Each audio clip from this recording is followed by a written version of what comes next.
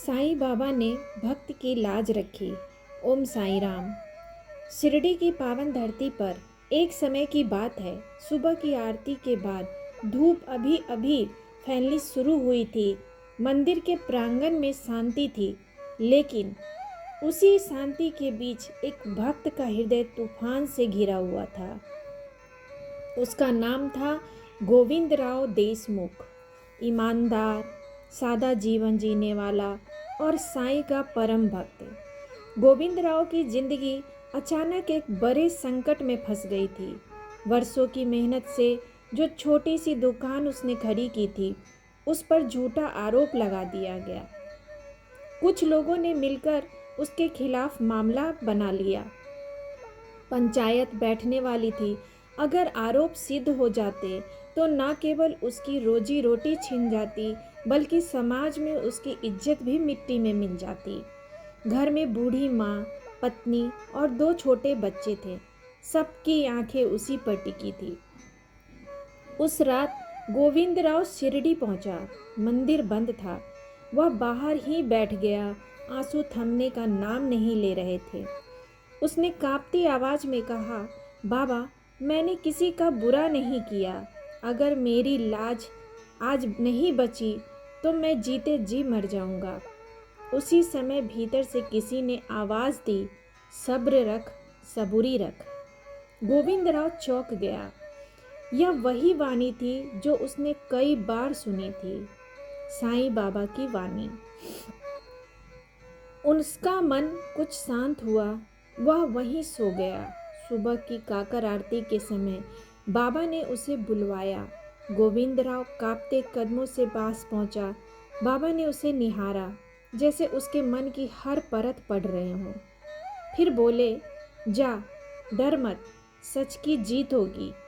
बाबा ने अपने पास रखी उदी की एक चुटकी गोविंदराव की हथेली पर रख दी और कहा, इसे माथे से लगाकर पंचायत में जाना।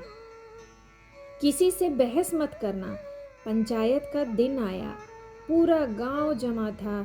जिन लोगों ने झूठा आरोप लगाया था, वे बड़े आत्मविश्वास में थे। सबूतों के नाम पर कुछ कागज दिखाए गए जो देखने में सही लग रहे थे। गोविंदराव का दिल बैठने लगा। उसकी माँ की आंखों में आंसू थे। पत्नी का चेहरा पीला पड़ गया था। तभी पंचायत के मुखिया ने पूछा, गोविंदराव, तुम्हें कुछ कहना है? वह खड़ा हुआ।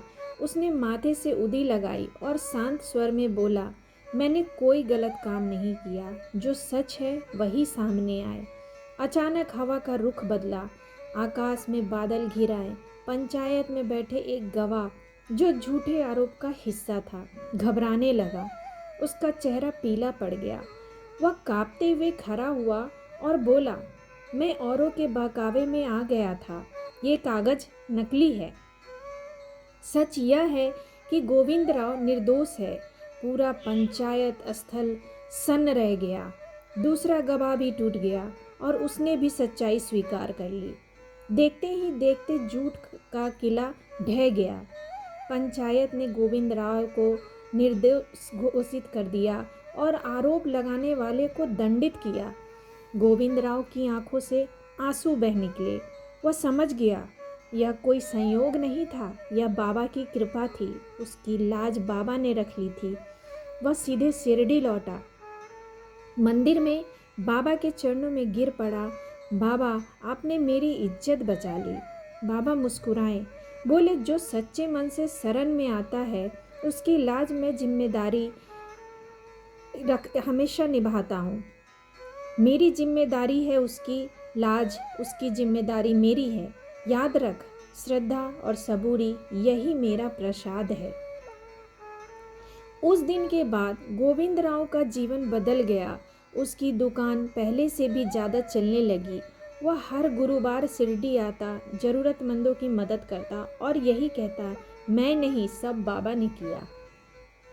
आज भी शिरडी में यह कथा श्रद्धालुओं के बीच सुनाई जाती है कि जब भक्त का मन सच्चा हो, नीयत साफ हो और विश्वास अडिग हो, तब साईं बाबा स्वयं आगे बढ़कर भक्त की लाज रखते हैं। जय साईं राम। मेरी भी आज यह कथा सुनाते सुनाते जिह्वा लड़खड़ा गई। बाबा हमेशा सच का साथ देते हैं। बाबा पे विश्वास रखिए। अगर साईं बाबा का यह संदेश, यह कथा आपके हृदय को छू पाया हो तो कृपया इस वीडियो को लाइक करें, ताकि बाबा का यह संदेश और भी भक्तों तक पहुंच सके। और ऐसी ही प्रेरणादायक कथाएं नियमित सुनना चाहते हैं तो हमारे चैनल को सब्सक्राइब करना ना भूलें। बाबा की कृपा आप सभी पर बनी रहे। ओम साईं राम।